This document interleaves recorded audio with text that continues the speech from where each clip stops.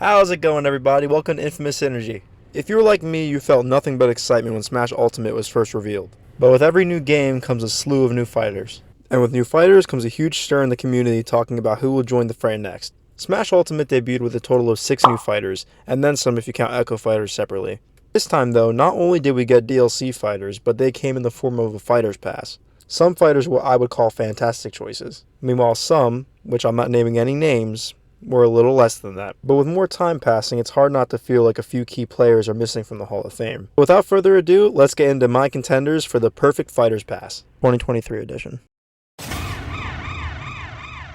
Yep, that's right. Scorpion from Mortal Kombat. If anything, I'm more surprised people haven't talked about his potential inclusion. So far in Smash, we've had the likes of Tekken and even Street Fighter, but when I think of fighting games, Mortal Kombat is the first thing that comes to mind. And who better to represent the series? A huge part of picking the characters for this list was that Hall of Fame factor, how iconic these characters and franchises are. I doubt I can name someone who plays video games and hasn't heard Scorpion scream, "Get over here!" I know there might be the concern of Mortal Kombat being a very brutal game with a rated R ESRB rating, but we've had characters like Bayonetta come in the past, and she comes from a series rated M. Scorpion would have a very natural fit into the world of Smash, possibly with a fun moveset and a high skill ceiling for those combos. I could picture watching a Kazuya versus Scorpion match at EVO or something, that'd be dope. Having over 10 titles to choose from, the possibilities are endless. While a lot of Scorpion's basic attacks have changed over the years, a lot of his special abilities remain consistent. For his specials in Smash, he could use his spear, different Hellfire attacks, and his teleport to recover. And then of course he has his swords for his neutrals. For his final Smash, I'd imagine a little more PG version of one of his original fatalities where he breathes fire on somebody. I picture the on fire animation in Smash. At this point, I think Mortal Kombat is long overdue to make its Smash appearance. Why not let one of its poster characters join the fray? The next fighter on our list happens to be Tracer from Overwatch. I'd be lying if I said Overwatch hasn't been a hot topic discussion for years at this point. Making its debut in 2016 and even snagging Game of the Year, it's hard to say this franchise hasn't made its mark on the gaming world. This game practically defined the hero shooter genre. When it came to choosing a rep from this franchise, I mainly had two in mind. It was between Genji and Tracer, which I eventually went with the latter. While Genji definitely could have a pretty natural moveset when it came to Smash, I mean he even comes with his own double jump, I just feel like the poster child would be the best choice here. I understand the difficulty finding a moveset for a character like Tracer, but we've seen Sakurai work with less.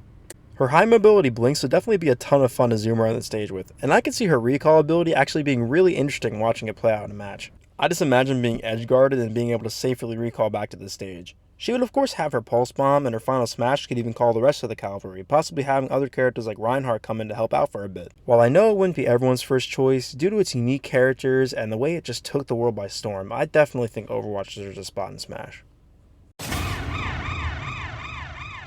Master Chief. Wow. I remember being just a kid seeing this character for the first time. He was instantly recognizable and has become the face for the Halo franchise. This is definitely one I'm surprised didn't happen, considering Banjo and Kazooie are owned by Microsoft, who happen to own Halo, who happen to own Master Chief. Anyway, Halo debatably is the defining franchise for Xbox, obviously right next to Sea of Thieves.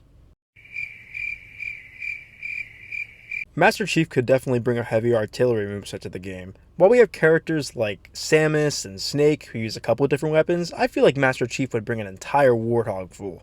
Halo comes with your standard set of futuristic RPGs, SMGs, ARs, rifles, etc. He would probably be able to handle a wide variety of guns. He could have varying kinds of explosives too. He could use the gravity lift as a source of mobility, and what's Halo without the iconic energy sword making its appearance? I would be more than happy to one day see this character come to a Smash game.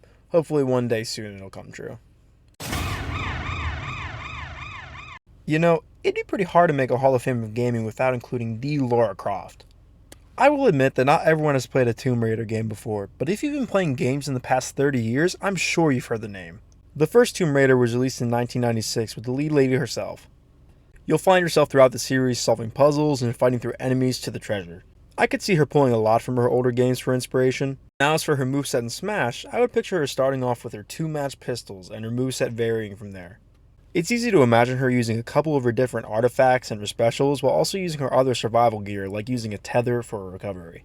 Where Lara would set herself apart would definitely be her more out there relics. In her career, she's collected things like the Philosopher's Stone, which in game I can see providing a small heal for herself, and Thor's Hammer, which I doubt needs much explanation. She's also equipped herself with a Sword of Excalibur, allowing her to do wide swings of attacks with a green aura. But definitely one of the more unique artifacts she's gathered are the Shard Daggers. These allow the wielder to put enemies in a frozen-like state, halting movement completely. And boy, I can imagine the combos and strings that could lead off with that. There is no doubt in my mind that Laura deserves a spot in Smash. I just hope one day we'll actually get to see her debut. League of Legends. There is no doubt this game is not one of the most recognizable titles out there. It is such a widespread name by this point, you'd have tougher luck finding someone who hasn't heard of it. I didn't initially know who to pick for this spot until I thought a little deeper and eventually settled on Jinx. Jinx was already a pretty popular character when it came to the League of Legends community, but her popularity skyrocketed when she made her appearance in Arcane. Wielding her trusty rocket launcher and much more, Jinx in League has a pretty impressive arsenal which I think would translate well to Smash. Jinx has the ability to switch between two primary weapons using her first ability switcheroo. One is her Pow Pow minigun, and Fishbones, her rocket launcher. This could definitely work when it comes to a stance change type of character in Smash. When Jinx happens to use her minigun, she continues to increase the fire rate, which also transfers over to Fishbones when swapped, with a small decrease in the effect. She also carries with her her shock pistol, probably acting similarly to a Zero Suit blaster shot.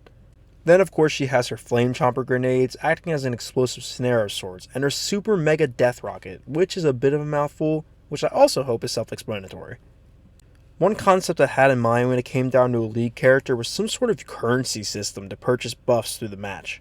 Using a quick menu, you might have the ability to purchase a pair of boots to increase movement speed, a piece of armor to increase defenses, or of course there are plenty of options to increase your overall DPS. I could see this being a scary mechanic to go against. The longer the match goes on, the more upgraded your opponent gets, just like a game of your traditional MOBA. Well, there you have it everyone, my perfect Fighter's Pass. I really hope you enjoyed the video. Please like and subscribe. I'm lonely. As always everyone, my name is Gambit. Until next time.